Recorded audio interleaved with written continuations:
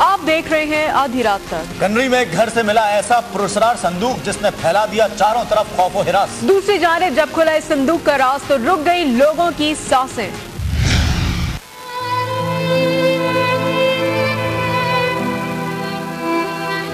یہ منظر ہے عمر کوٹ کے علاقے کنزی کے ایک محلے آصف نگر کا، اور اس محلے میں موجود ہے یہ ایک خاص گھر۔ اس گھر کے اس کمرے کو غور سے دیکھیے۔ کمرے کا سامان کچھ زیادہ قیمتی نہیں، ایک ٹیلی ویژن، ایک چھوٹی سی الماری اور کچھ استعمال شدہ کپڑے ہی لگ رہے ہیں اس کمرے کی کل کائنات۔ لیکن ان چیزوں کے ساتھ ساتھ ہے یہاں اور بھی کچھ ایسا جو ایک لمحے کے لیے آپ کو لرزا کے رکھ دے گا۔ اب ایک نظر دیکھیں اس بڑے سے صندوق کو۔ یہ صندوق ہے بڑا پراسرار اور اس میں چھپا ہوا ہے کوئی بہت بڑا راز۔ ارے اس صندوق والے کمرے میں تو نظر آ رہے ہیں خون کے کچھ تازہ دھبے بھی۔ غور سے دیکھیے، یہ ہے خون کا بڑا سا دھبا جو موجود ہے کمرے کے فرش پر، اور یہ بکھرے ہوئے میلے کچیلے کپڑے بھی لگ رہے ہیں انسانی خون میں رنگے ہوئے۔ اب اس کھلے ہوئے صندوق کو ایک بار پھر غور سے دیکھیے۔ اس پراسرار صندوق کے اندر بھی موجود ہیں انسانی خون کے تازہ دھبے۔ صندوق کے اندر موجود رضائیاں بھی ہیں خون آلود۔ یہ بھیانک اور خونی داستان ہے بڑی الجھی ہوئی۔ لیکن یہ گھر تو ہے ارشد تبسم جٹ کا، اور ارشد یہاں رہتا ہے اپنے 5 معصوم بچوں اور بیوی فرح کے ساتھ۔ لیکن ارشد تبسم جٹ کے گھر رکھے ہوئے ایک بڑے سے عام استعمال کے صندوق میں تازہ انسانی خون کیوں ہے پھیلا ہوا؟ اس سوال کے پیچھے ہے ایک بہت بڑی دردناک کہانی۔ یہ صندوق والا گھر ہے ارشد تبسم کی ذاتی ملکیت، جہاں وہ رہتا تھا اپنی بیوی اور 5 بچوں کے ساتھ۔ لیکن ایک ہنستے بستے گھر کے صندوق میں تازہ انسانی خون کے دھبے تو سنا رہے ہیں کچھ اور ہی کہانی۔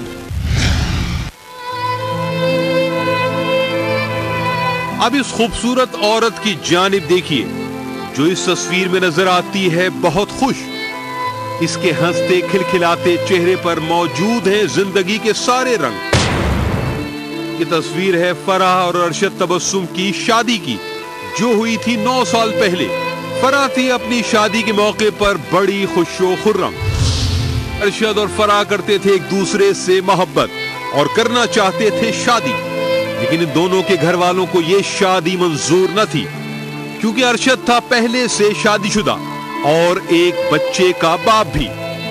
فرح تھی اپنے دل سے مجبور، اسی لیے وہ ہر قیمت پر شادی کرنا چاہتی تھی ارشد تبسم کے ساتھ۔ اسی لیے 9 سال قبل ایک دن دونوں نے کر دی اپنے خاندانوں سے بغاوت اور دونوں نے گھر سے بھاگ کر لی شادی۔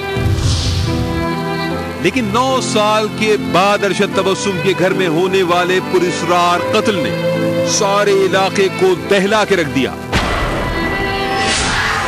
مرنے والا کوئی اور نہیں بلکہ یہ تو تھا گھر کا مالک ارشد تبسم۔ 5 بچوں کے باپ کو سر پر لوہے کی راڈ سے مار کر کیا گیا بے دردی سے قتل۔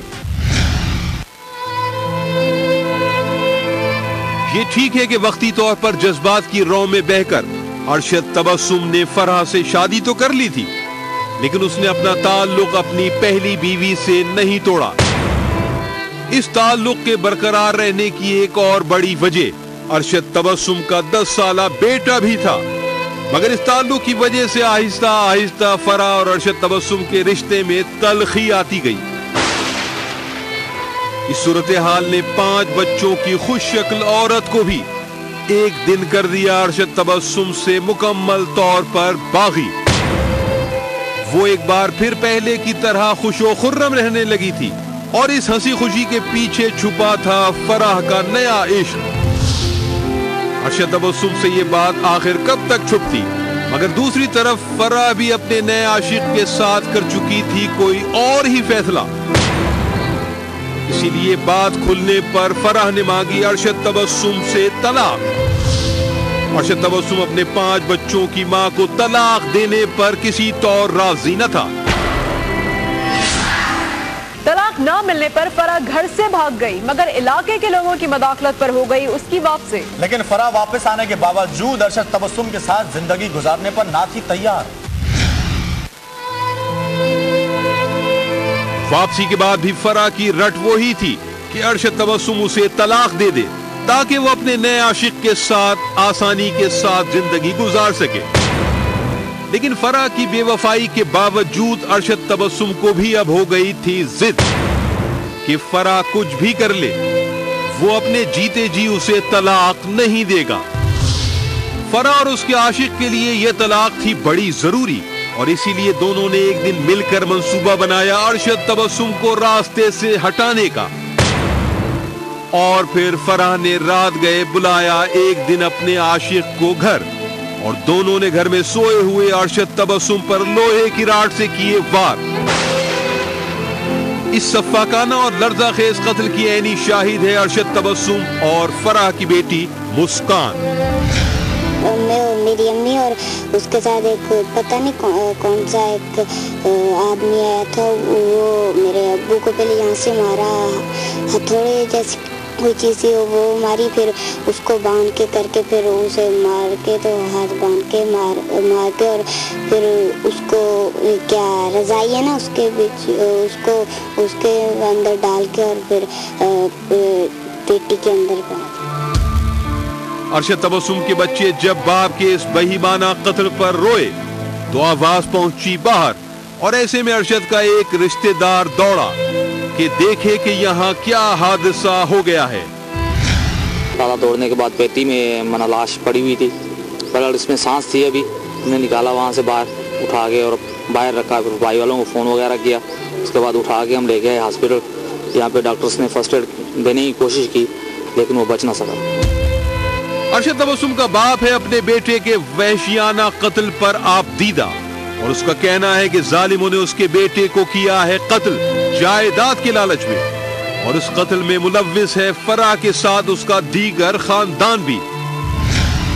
उसके बाद फिर उसकी थोड़ी बहुत कर आके माफी मांग के ये लेके आया तो ये उन्होंने लिखा लिया कि इसकी जायदाद जो है वो मुझे लिख के दो ताकि इसकी हकदार ये न रहे।